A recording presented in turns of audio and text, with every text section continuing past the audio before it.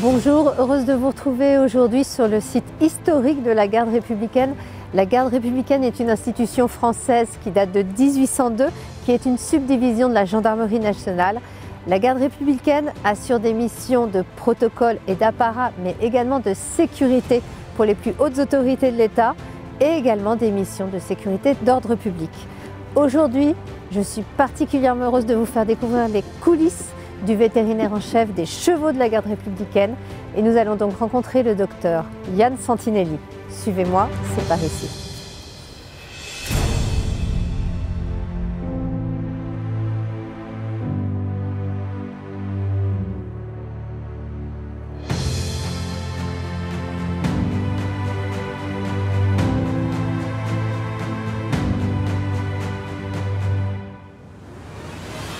Bonjour Yann. Bonjour Valérie. Merci de m'accueillir ici donc au quartier des Célestins dans le 4e arrondissement à Paris pour découvrir l'endroit où vous exercez en tant que vétérinaire en chef, hein, si je peux dire ainsi. Oui, c'est ça, c'est mon grade et je suis responsable du 23e groupe vétérinaire qui est une unité du service de santé des armées qui dépend du 1er centre médical des armées de Paris et qui est spécialement dédié au soutien vétérinaire du régiment de cavalerie de la Garde républicaine.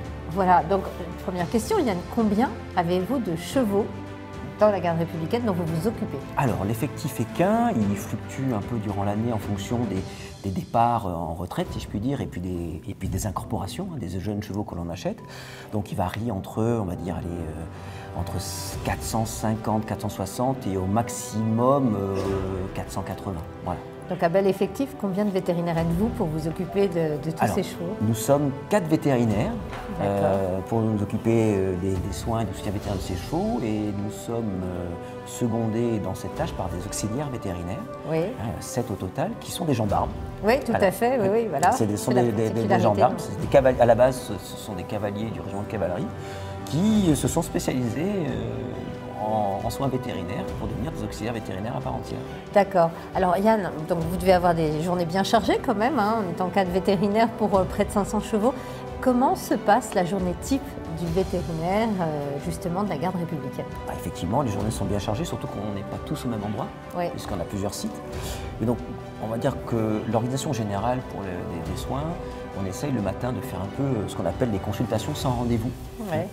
Où l'on va s'occuper de ce qu'on appelle le tout venant. Alors ça va être les suivis des soins, les soins des hospitalisés, et puis tous les petits bobos ou les premiers cas qui peuvent se présenter. Voilà, c'est les cavaliers qui vous emmènent en fait leurs chevaux, voilà, leur monture, dès qu'ils voient qu'il y a une effectivement, dès qu'un cavalier constate une anomalie, ou si on le constate nous-mêmes, hein, mais en général ce sont les cavaliers qui sont les premiers à voir les choses.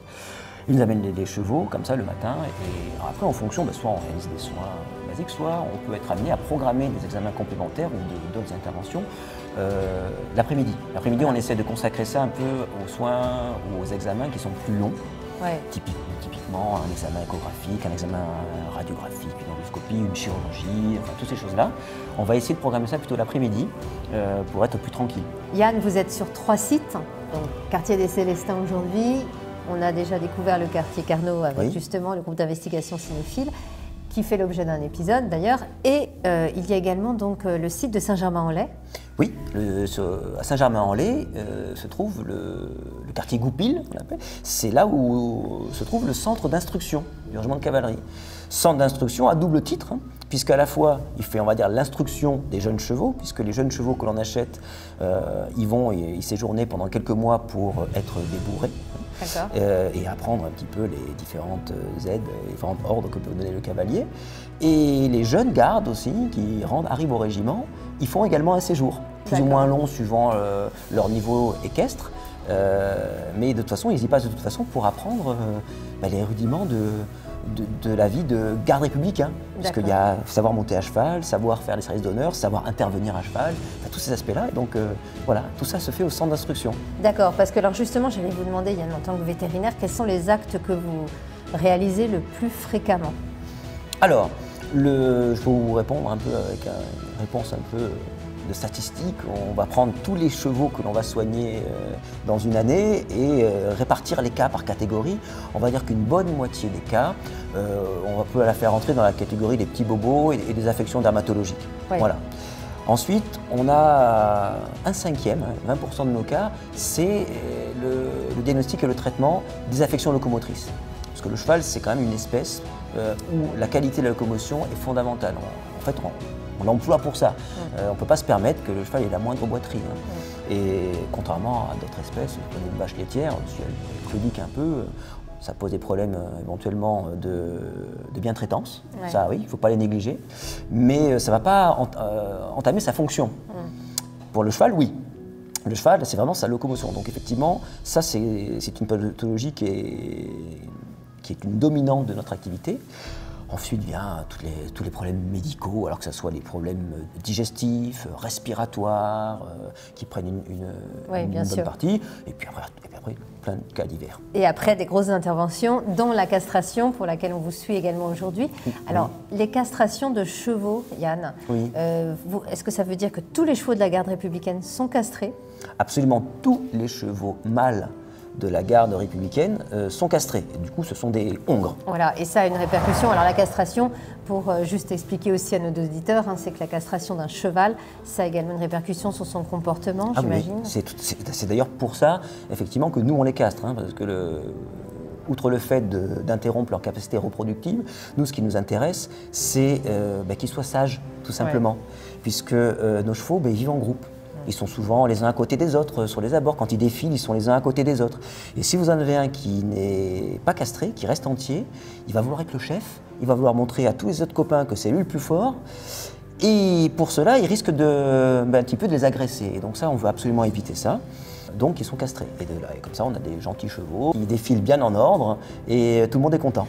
Yann, petite question en plus, c'est vous qui assurez la visite d'achat des chevaux qui intègrent la garde républicaine, je dirais presque... Moi et mes adjoints, je dirais, voilà, vous et vos adjoints qui faites passer le concours d'entrée, entre guillemets, des chevaux à la garde républicaine, vous vérifiez, j'imagine, leur aspect locomoteur, la bonne santé... Médicaux, oui, même je peux vous donner quelques précisions, il y a carrément une commission d'achat, on appelle ça, qui est formée effectivement d'un vétérinaire, mais aussi du commandant de régiment, de quelques experts techniques, et on présélectionne des chevaux en région lors de rassemblements d'élevage. Et après, ces chevaux-là, justement, je pensais à ça que vous faites référence, ils viennent au régiment pour subir la visite d'achat, l'examen d'entrée, si vous voulez. Et bon, là, effectivement, on va déterminer leur aptitude à servir. Quelque part, c'est un peu pareil pour les êtres humains, à part qu'on ne les achète pas, les êtres humains, bien évidemment. Mais effectivement, il faut que quand un être humain veut devenir militaire, à un moment donné, il fasse des examens, des concours, tout ce qu'on veut, mais un médecin qui va statuer sur son aptitude à servir. Le vétérinaire, c'est pareil. Les chevaux, Yann, de la garde républicaine, sont des chevaux qui font des missions d'apparat, des missions aussi de maintien d'ordre public, des missions de protocole. Est-ce qu'il y a une durée d'exercice, en fait, qui est tolérée de manière journalière, c'est-à-dire que ces chevaux s'entraînent de manière journalière sur un certain nombre d'heures? Il y a un quota de repos aussi qui est respecté en parallèle, j'imagine? Alors, effectivement, on ne parle pas de quota, puisqu'on n'est pas dans la surexploitation, donc le quota de repos, c'est pas la peine de le mettre. Le souci des chevaux, c'est de sortir. Voilà, c'est de travailler. On n'est pas dans un contexte où on risque la surexploitation de chevaux. On a suffisamment de chevaux pour ne pas avoir à les réutiliser en permanence et assurer une bonne rotation. Et effectivement, la journée type d'un cheval de garde républicain, c'est que, suivant l'intensité de son travail, il va être dehors entre, on va dire, à minima, une bonne heure à cheval, si c'est vraiment une reprise d'entretien aux 3 allures, type, on va dire, séance de gym, quoi, un travail aux 3 allures. Et puis quand donc là, ça va concerner le travail d'entretien. Et quand il travaille réellement, c'est-à-dire qu'il fait ses missions, là il peut être plusieurs heures en extérieur, que ce soit en extérieur, ça peut être la ville de Paris, ou dans les bois en patrouille, ou en mission d'honneur, comme vous l'avez expliqué. Et là, l'intensité du travail est plus modérée, parce que c'est de la patrouille au pas, un petit peu trop. Voilà. Mais donc, globalement, les chevaux, ils ont cette activité. Voilà, ils ont cette chance, en plus, c'est de ne pas rester au box toute la journée. C'est que leurs cavaliers les sortent tous les jours pour leur faire un peu d'exercice, ou alors quand ils ont des missions, justement, en extérieur. Yann, à un moment, pour un cheval, vient aussi l'heure de la retraite. Sur quels critères la réforme d'un cheval de la garde républicaine est-elle décrétée ? Alors, vous avez fait cette référence à la retraite, c'est exactement ça, c'est qu'on s'impose un âge limite aussi. Si un cheval n'a aucun problème, on va à partir de l'âge de 16 ans, commencer à étudier son cas de près pour savoir si on donne notre aval pour qu'il continue. Mais quoi qu'il en soit, on ne dépasse quasiment jamais 18 ans. D'accord. Au pire, allez, ils partent dans leur 19, juste quand ils prennent 19 ans, mais c'est vraiment c'est le maximum, tout simplement parce l'espérance de vie d'un cheval, on va dire c'est une trentaine d'années. Nous, on veut les conserver en bon état athlétique, si je puis dire, pour qu'ils restent opérationnels. Donc si on veut faire ça et pas tomber dans la surexploitation, on se limite généralement à ces âges-là. Oui. Après, bon, c'est le cas majoritaire, parce que généralement la plupart des chevaux, ils partent du régiment entre 16, 17 et 18 ans. Voilà. Après, on a quelques chevaux qui peuvent partir avant pour des problèmes médicaux. Oui, bien ça sûr. peut arriver. Bon, dans ces cas-là, personne n'est à l'abri d'un problème qui vous rend inapte. Donc dans ces cas-là, ils partent. Et dans de quelques rares cas, on peut avoir des chevaux qui, pour des raisons comportementales, ne s'adaptent pas. Les cavaliers, ils restent rétifs au travail que veut leur demander le cavalier. Donc dans ces cas-là, plutôt que s'acharner et puis faire souffrir une bête finalement, on s'en sépare et puis on a souvent des nouvelles quand ils se retrouvent dans un pré à rien faire, ils sont mères.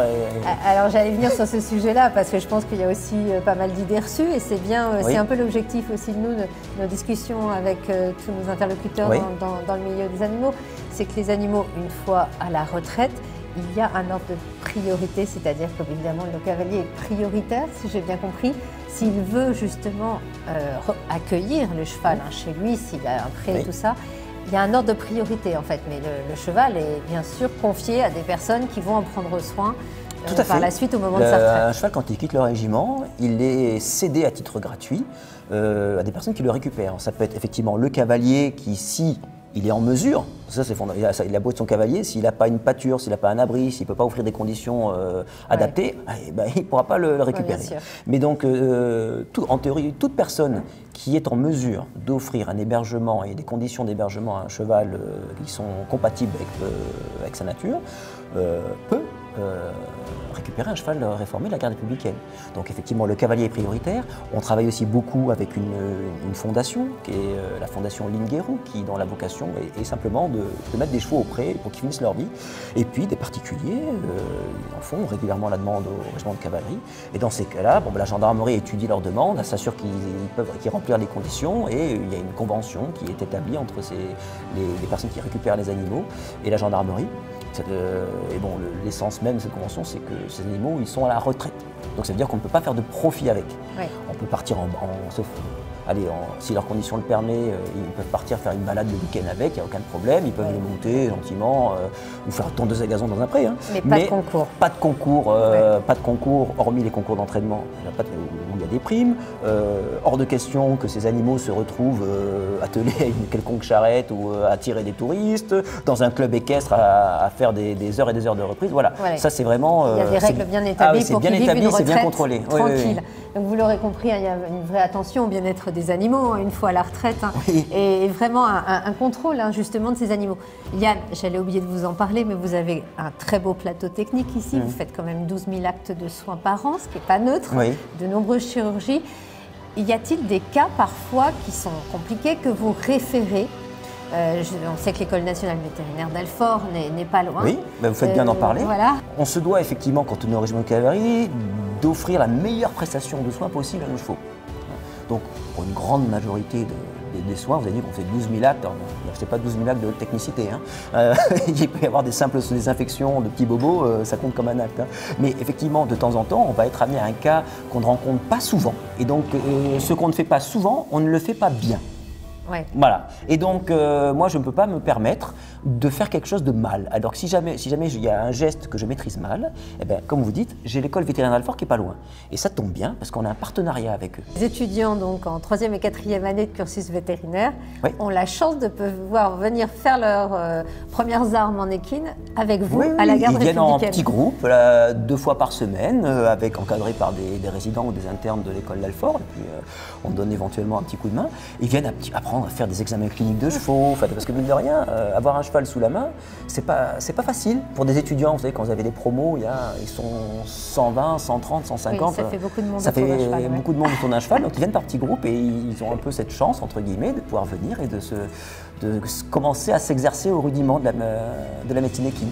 Ouais. En tout cas, un grand merci pour votre accueil et puis de nous accueillir ici parce que c'était vraiment passionnant de pouvoir voir aussi une intervention à vos côtés. Le plaisir est pour moi. Et puis j'espère que cet épisode vous aura plu. N'hésitez pas à nous suivre sur Tony et Léon. Et abonnez-vous et likez, partagez si vous avez aimé. J'espère que vous aurez pu découvrir les coulisses de la vie du vétérinaire de la garde républicaine et surtout vous rendre compte aussi que le bien-être des chevaux est vraiment une priorité également pour justement ces vétérinaires, mais également tous les cavaliers de la garde républicaine qui font aussi la fierté de notre pays. À bientôt. Il me chatouille. Tu me chatouilles depuis tout à l'heure.